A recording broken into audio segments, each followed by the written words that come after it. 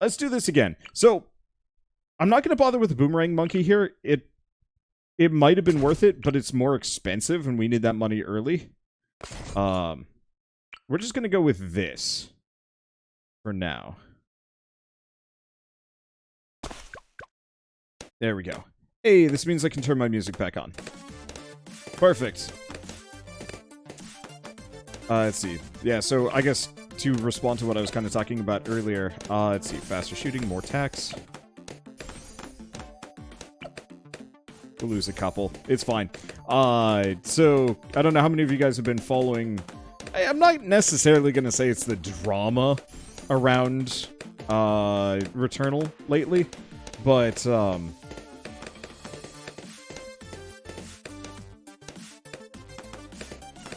let's see. Sorry. Anyway, I wouldn't necessarily call it the drama around Returnal, but the developers of it more or less said, like, no saving. You know, saving is not part of our dream for this game, but you have to play through this 3-4 hour roguelike in one go or put your console to sleep. And there's been nothing but consternation. Maybe not nothing. There's a lot of people defending it. But, you know, I've had decent runs that have ended early because of bugs. I haven't had the game crash on me yet. But I've had a number of people got hit by the update last night that forced them to start their run over to update Returnal, and there's no recourse on that one. And it's just like the goofiest dumb feeling. I heard about the no saving thing, but 3 to 4 hours is freaking long. Yeah, and you get faster at it, especially as you get better and you know what you're doing. But like my first, it took me three almost 4 hours. Let's go 3.5 hours, give or take, to get through all of Act 1, and then Act 2 is a little shorter. I think you can feasibly get through that in about 2.5 to 3. So ultimately, that puts it at what? If you play absolutely perfectly, you can get through Returnal in a matter of... Oh, right, I was going to try Benji.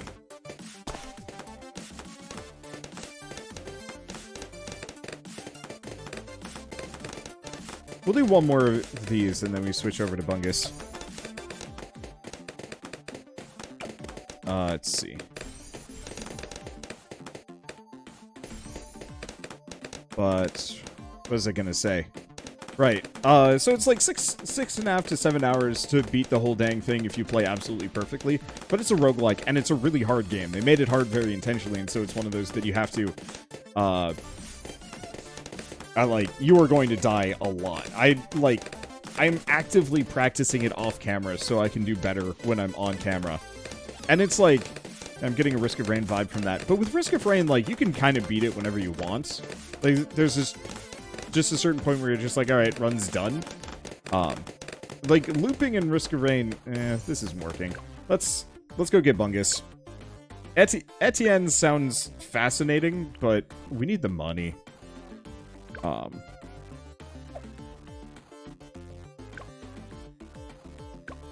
Okay, try this again. But like, Risk of Rain, when your run goes forever, it's voluntary. Like, you chose to do that. And that's fine. You know, when I have a mega run in Risk of Rain, I was the one that made the decision to do that, and usually I feel pretty good about it. I'm like, oh man, I had like a goofy strong run. But yeah, still no save. No, totally agree with you on that one. Like, it feels so much better when you can, yeah, just put a fork in the run and then come back. Oh, no Bengus, what? I must have not hit select. I don't have enough monkey cash. Oh, right. And we're trying to save it. Alright, let's try it again. Now we actually have Bungo. Yeah, Risk of Rain is completely opposite of Returnal. You need to speedrun to avoid strong enemies or farm up enough to be a boss. Yeah. And it's like... I love Returnal's core gameplay loop. Like, it's really fun. It is probably one of the better roguelikes I've ever played in terms of, like, just the core gameplay of, like, running and shooting. It's probably one of the first third-person shooter at the very least. Third-person shooters I've ever played at the very least. But it's one of those where it's just like, but so much of that is just like so anti-convenience that I can't help but just be like, ugh. Whenever I run into a problem with it, it's just like, but this could have been better. Yeah, that's a great topic for a video, probably. Great games ruined by one poor choice. No, no, no. That's not a video. That's a whole series. I really need to actually sit down and commit the time to a bunch of video essays. Now, the concept that they are fine with the pause feature, pausing the world, but not a game suspension feature's odds, to say the least. Yeah. I would love to know who thought up this idea, and if there actually is, like, a staunch resistance to the idea of saving at housemark, or if it was just kind of one of those like weird ideas. They're like, yeah, let's have 80 costumes in Balan Wonderworld, and there was just nobody that sat them down and said, this is terrible, why would you do this? Because like I feel like for many games they were made within the vacuum of the developers and no one else externally. And I think that's okay to some degree for maintaining developer vision. Oh, we should save up for Bungus. That, you know, you really can't have somebody external micromanaging a game if you really want the game to be the best that it's going to be. The problem is that often boils down to one or two people end up making almost every decision in the game, and then everything else is just kind of delegated out. Yeah, Dicey Dungeons has a save and quit feature, and it's 30 minutes for a run. Yeah, it's like, it's so staple that it's actually quite baffling to see any game run counter to that. That I remember playing through the entirety of... Okay, they're getting through a little bit. I want to get Bungo down, though. Because he gets me my lives back anyway, so I'll take some losses to get him. And I don't need to see his face. Yeah, no external micromanagement, but definitely needs external critique. And it's like, I would love to form almost a consultancy group for that, but I have no idea if it would ever actually be a viable business model. To just say, like, hey, we can do very light QA, but we're here to actually just QA the game's quality to some degree. To just like, I'm not gonna say be a final pass, but you run the idea past, and we sit down and say like, yeah, but why this? And actually like question like, hey, was this a good idea? Because oftentimes the answer is no.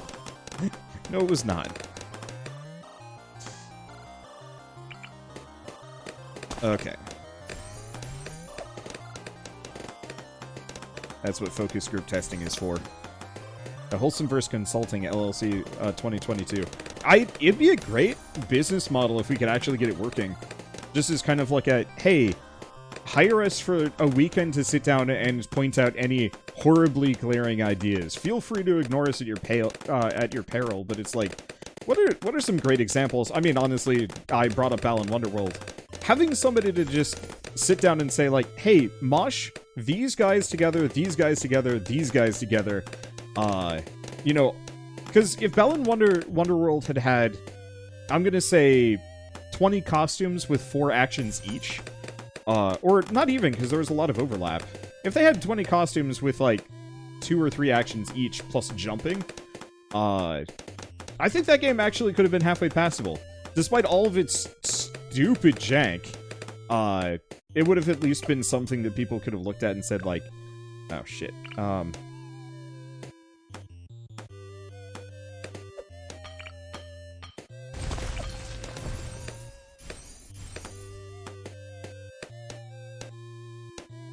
There we go.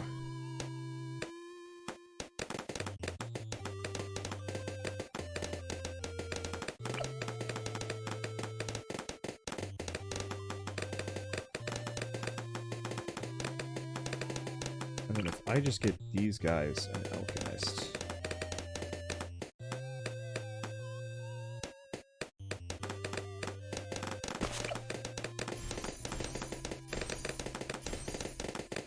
There we go. That should work. But generally... Oop.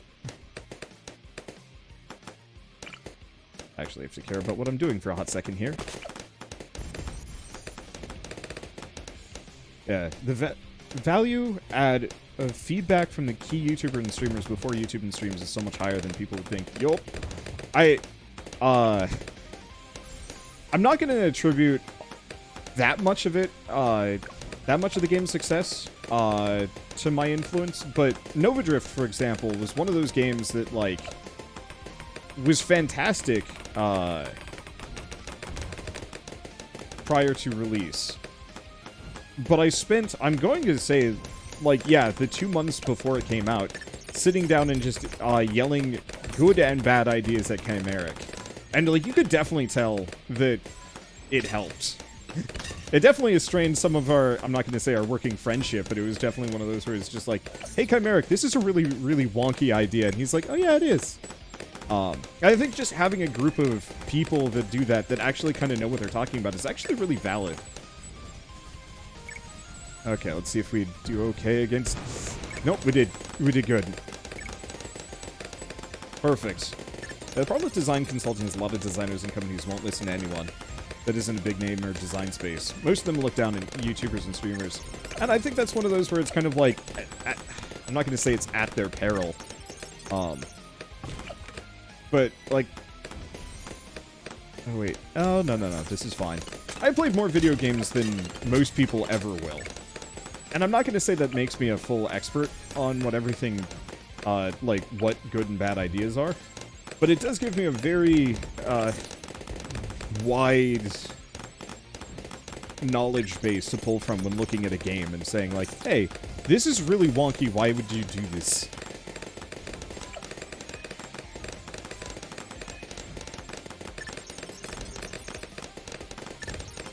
Okay, so far so good. We want to head for supply drop. I think supply drop is the solution here. Also, wow, this is a lot smoother with Bengo.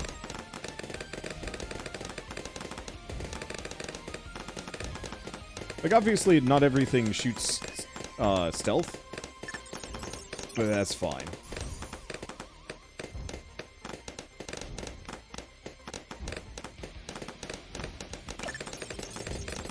Okay, do I want to grab anything else? Halfway tempting to get a sharpshooter just because. A lot of games have heavy design for the designer problems too. Or, this is not necessarily always a problem, but the games that always bug me a little bit are the games that were designed specifically for speedrunners. I've had a couple of games like that go by. I always feel kind of bad, because they're great games on paper, but it's so clear that, like, speedrunners specifically were the ones that were, like, focus testing and helping design the game. And so you've got all these, like, really cool ideas for speedrunners that are completely incompatible with most gameplay. Whew! That got bad.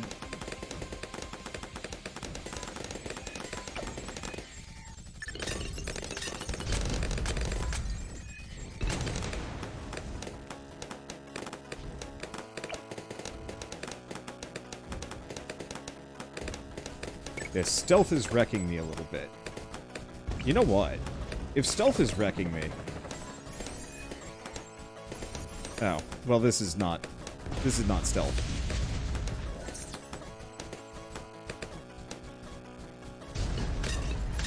Give her pursuit. Okay. I picked up the wrong one.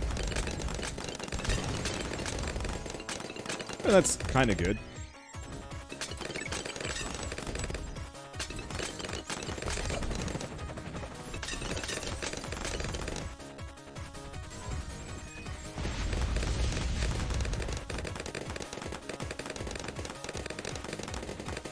Nope, lost it.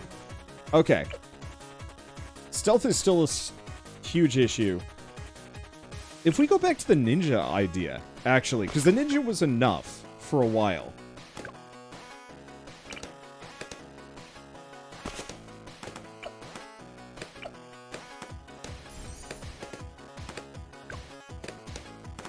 Okay, let's give this a shot. I don't know. It's an idea to think about at some point. I have no idea. One, I have no idea how to start like a syndicated business. I think that sort of thing would be kind of difficult in its own manner. But the other one would straight up just be, how would I get clients? But maybe it's one of those that it doesn't matter. Even just getting one client and actually helping them would be enough. Because, like, I'm in that weird part on YouTube where, like, I think my channel has just kind of crystallized as what it's going to be. And that anything beyond where I'm at is going to take an egregious amount of work unless I switch gears. So maybe I should actually just experiment with things. How much would I charge? I think the thing is, my trick is always to undercharge first and then scale up until it's sustainable. I don't know if that's actually good business, but it generally works pretty well for me. I wonder sucks at micro, so no Dartling Gunner for me. The other problem is line of sight. This is way too tight for a Dartling Gunner to actually do anything.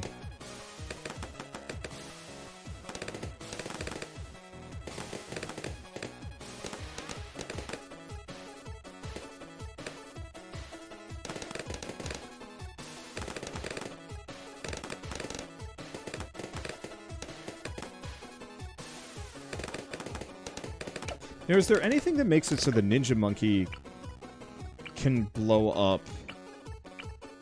Because I know they can strip. I don't see anything about them going after lead, though. Gunner should straight down the top path. Doesn't work. This is way too tight. And this. So you get a very thin window. Like, it's not going to work. I tried looking at Dartling Gunner spots, and it's very low on the list.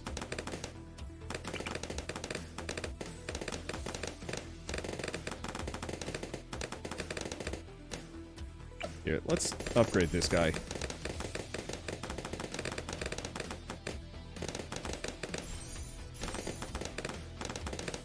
Okay, then I'm going to get rid of this. And then we're going to make Snipe Town.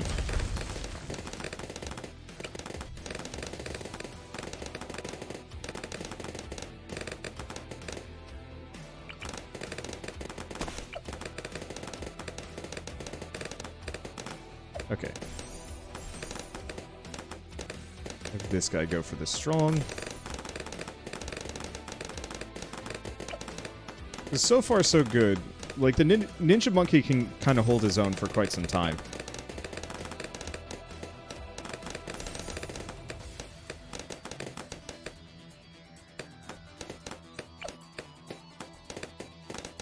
Okay, so this will solve lead.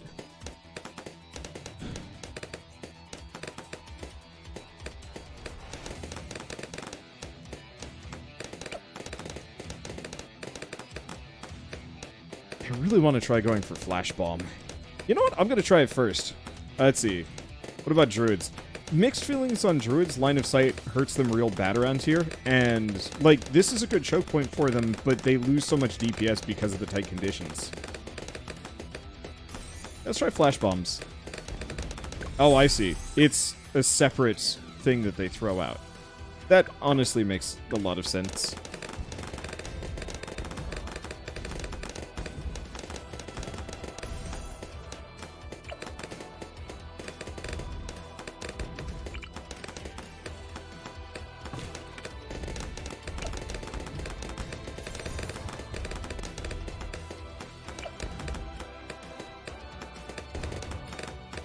Okay.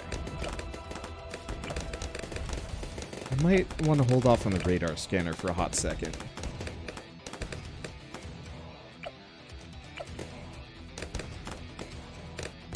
So the question is, do I want to do Jungle Drums or Monkey Town? No, I shouldn't spend money on that. I guess that does help though.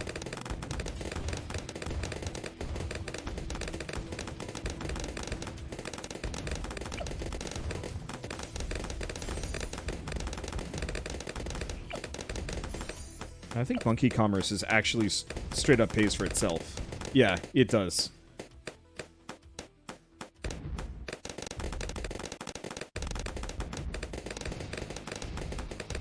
I mean, shockingly, this is working. Kinda. Okay, that hurt real bad.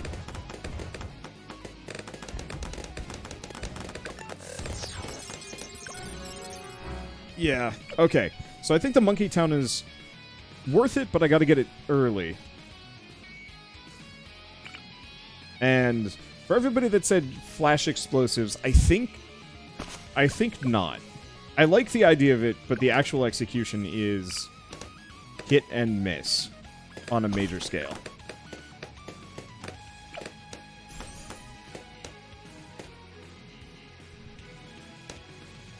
Let's see. Glaive Lord, Dartling. Nope.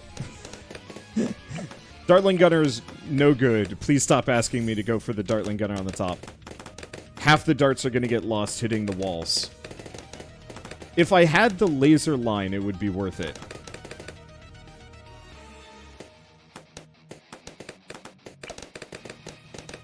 But now let's drag the Ninja Monkey specifically down the double shot and Bloon Jutsu line, I think.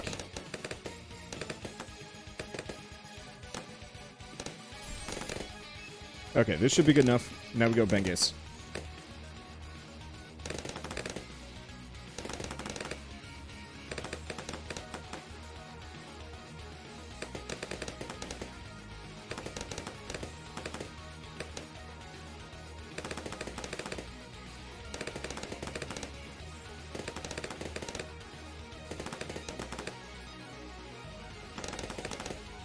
Okay.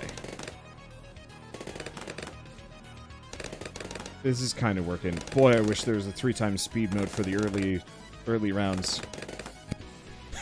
Half tempted to grab a backseat pass. Say, get sub-monkeys on this map. Boy, I've spent an hour and a half on this map alone. This map is rough.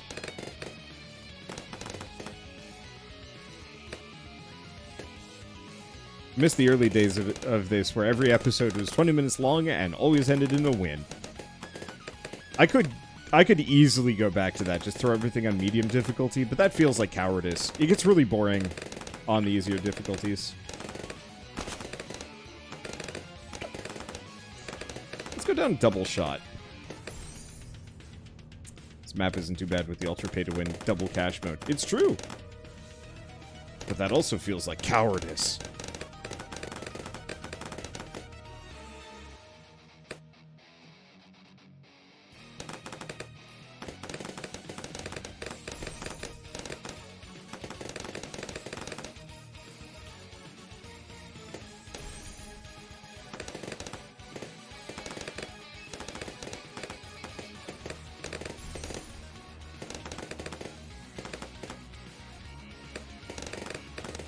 Okay.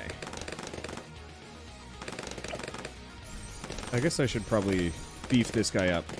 Both of these two are great against stealth, so we don't have to worry about that too much.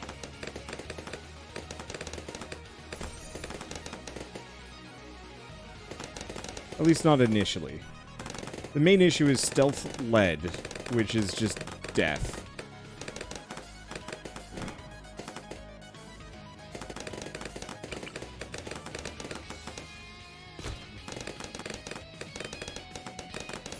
Speaking of lead...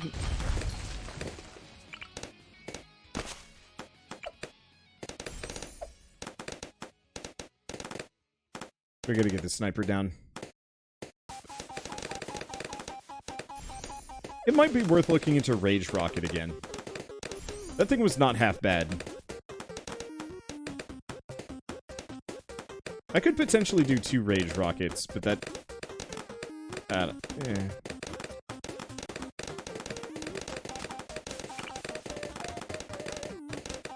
I mean, I guess we got one other really easy answer, now that I'm thinking about it.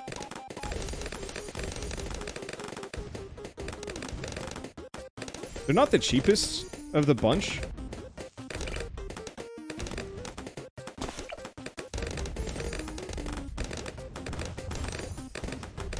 But 2 wizard monkeys with firewall and stealth detection. Especially if I make them go, you know, the eventual super fire mode. This could work. Okay. That's done and dusted. Let's, start getting us some money.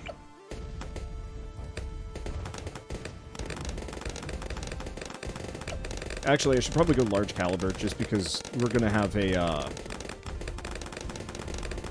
Moab roll in fairly shortly.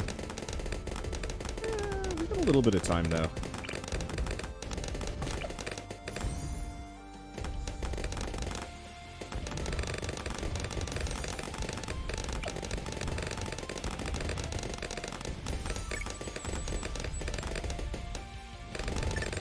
Well, that didn't hurt as bad as I thought it was going to, at the very least.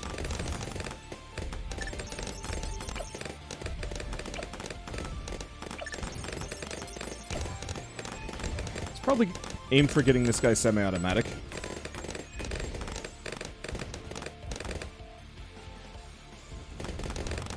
Ice Monkey, because you want a snow cone. Ugh. Could go deadly precision. But I feel like semi-automatic is just slightly more useful.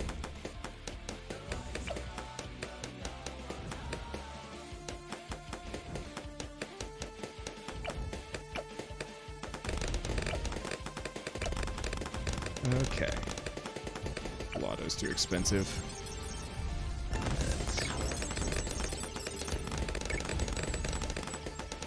Well, that wasn't so bad. Okay. Let's work on getting that bank in that case. Sadly, won't be able to play this since I often get stuck trying to make a themed build work. Song of Fire and Ice with Wizard and Freeze. I mean, as long as you're not playing on the absolute maximum difficulty, I think that's not bad.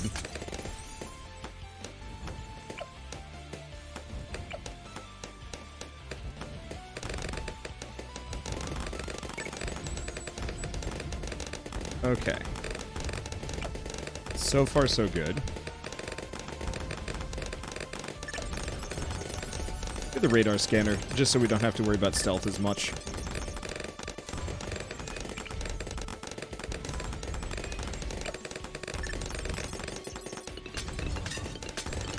How overconfident am I?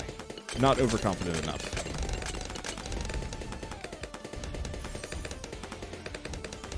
I was gonna get another bank, but it's a bad move.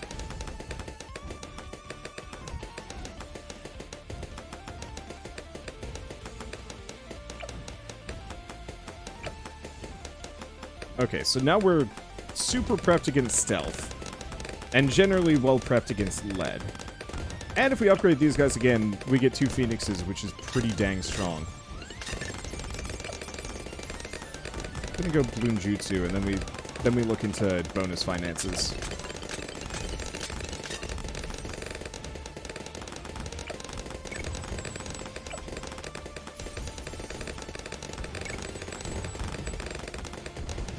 At least so far, these guys have got it.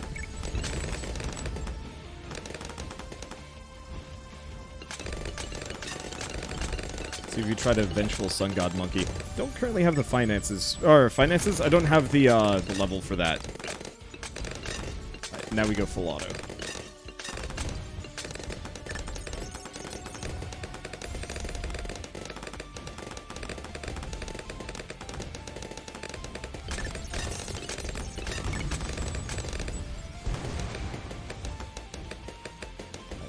We're almost there.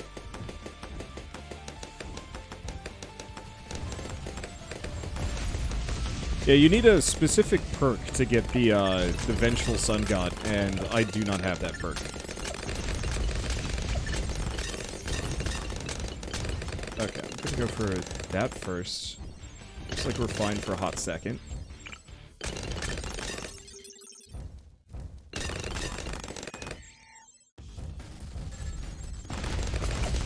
Okay, let's go extra range.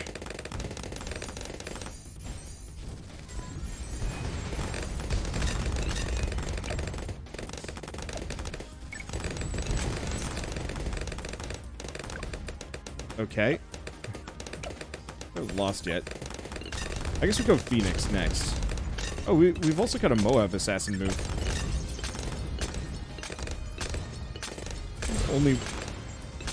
Maybe it only works if there's a Moab nearby? I'm not entirely sure. Yeah, 63 incoming. Yeah, I want to get the Phoenixes.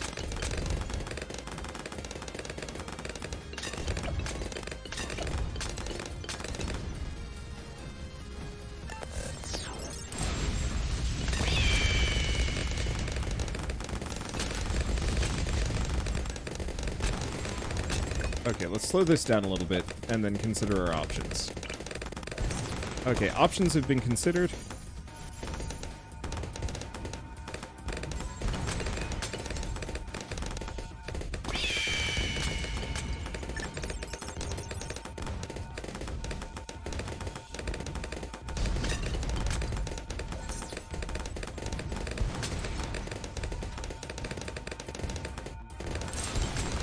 Boy, that Moab assassin is weirdly effective.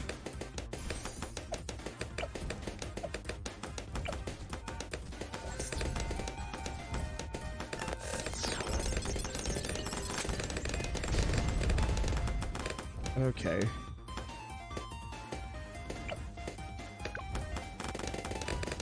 So far, so good. Alright, wave 63.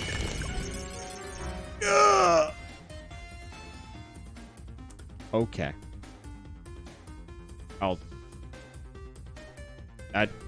It's fine.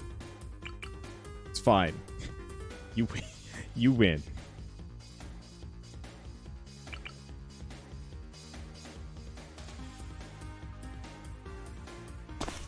You win, game. You win, Bloons.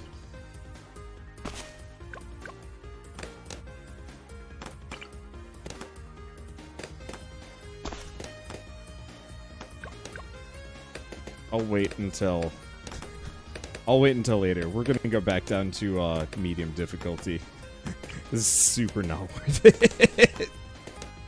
Like, cripes.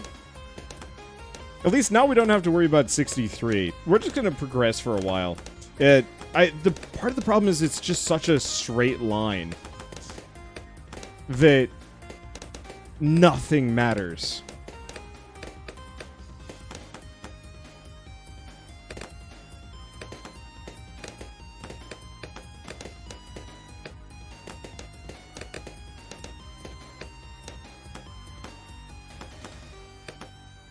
Like, maybe if I had the full-on glue...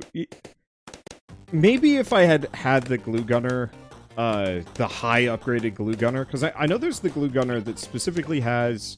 Like, if I had gone for glue strike, that would have done the trick. But it was so fast!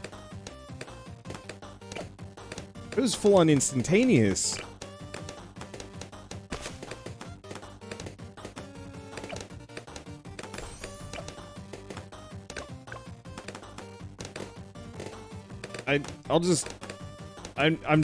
I've spent too long on this. Sunk cost fallacy is a deadly thing. Oh, right.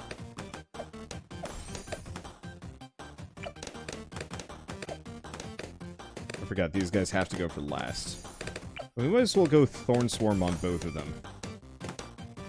Neat part is we're actually getting some crossfire here. This guy's hitting into this lane. But yeah, once I have more monkey knowledge, it'll probably become cakewalk. I'll have to look at how you do that map on chimps.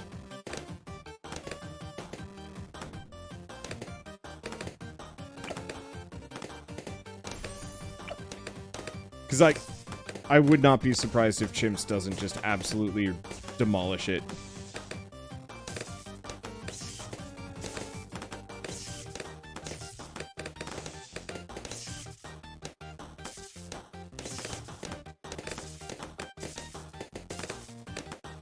Okay.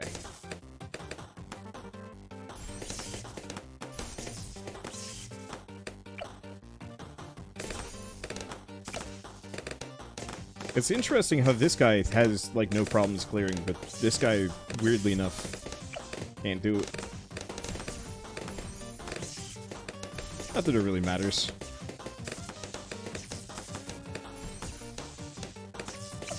Okay. Right, and because everything is incredibly cheap, I can just kind of do whatever.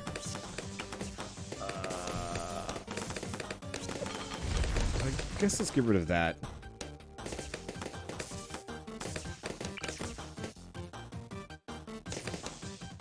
Big Blasto right here.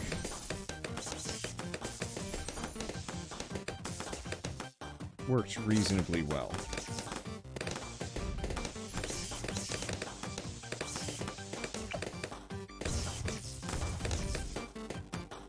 I guess it works kind of well-ish.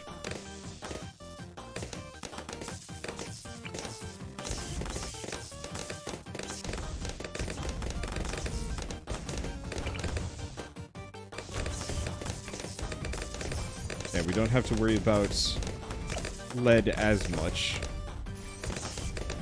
Oh, Moab Mauler gave me the range that I need. Yeah, I'll have to try the bomb shooter again. It might even be worth looking into getting like 2 separate bomb shooters at some point. They're actually getting by.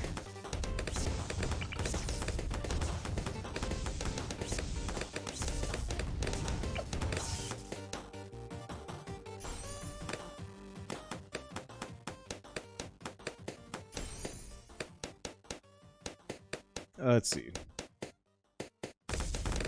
Yeah. I'll just go radar scanner.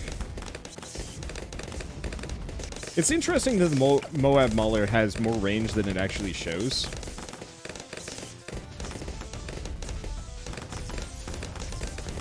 The other thing I could try, as like a really big goof, would be going down primary training, and then primary mentoring.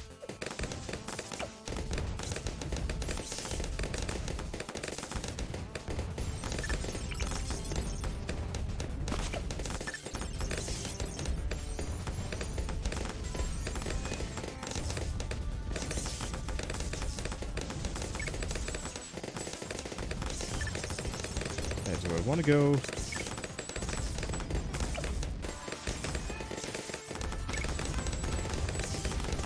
Obviously losing some lives here, but it's fine. I gotta try this. What is your range? His range is good now, so let's do quick shots.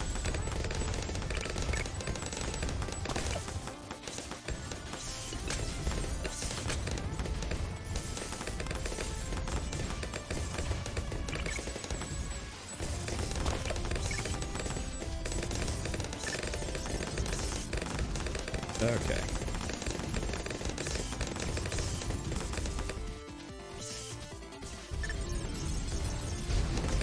Well,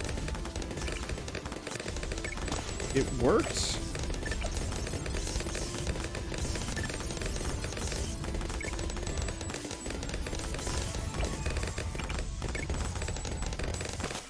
I mean, I guess I'm not terribly surprised that it did work. And is working.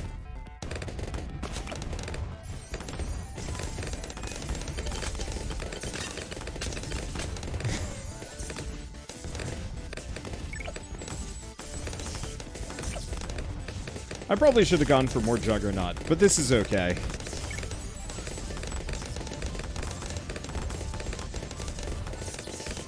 Well.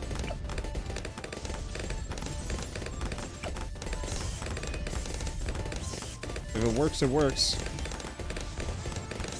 I guess I probably should have put down, like, oh wait, no, this bomb shooter is considered a primary.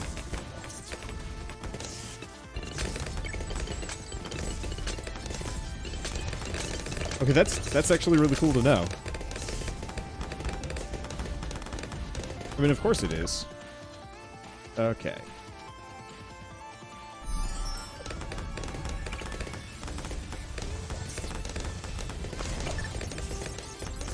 Faster reload.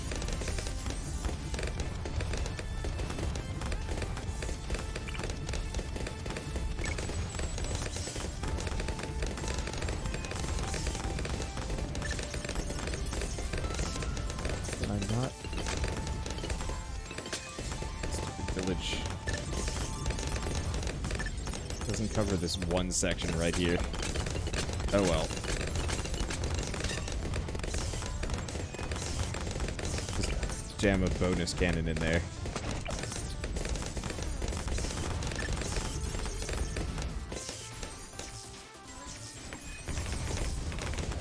Welcome to stupid town.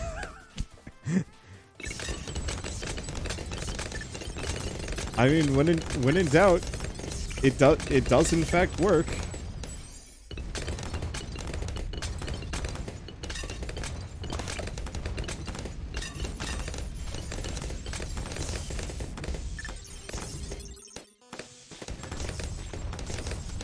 Let's go full on glue hose.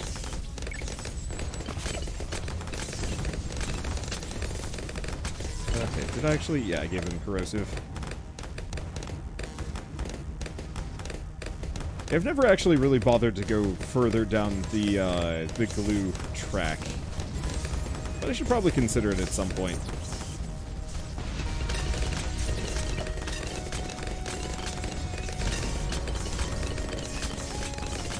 It is probably actually worth it. What's the next level on this one?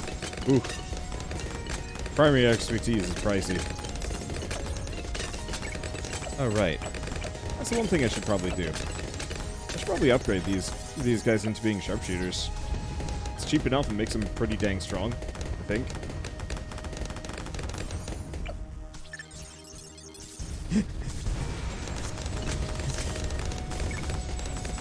What a dang build. I don't think this would fly in the harder difficulties. It might.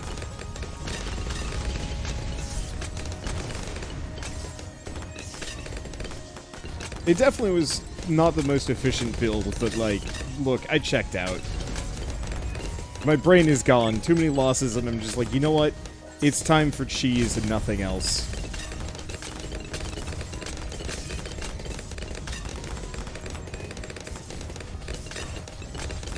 But yeah, I'll have to consider some full primary runs.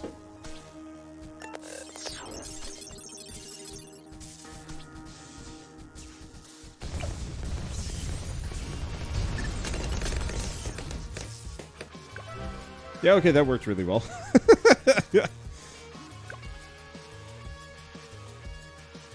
Alright, we also had some knowledge.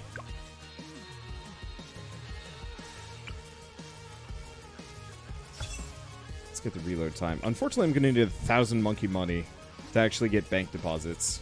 We also need one more point to spend on something. I might honestly just do one more spike. Just to save the money.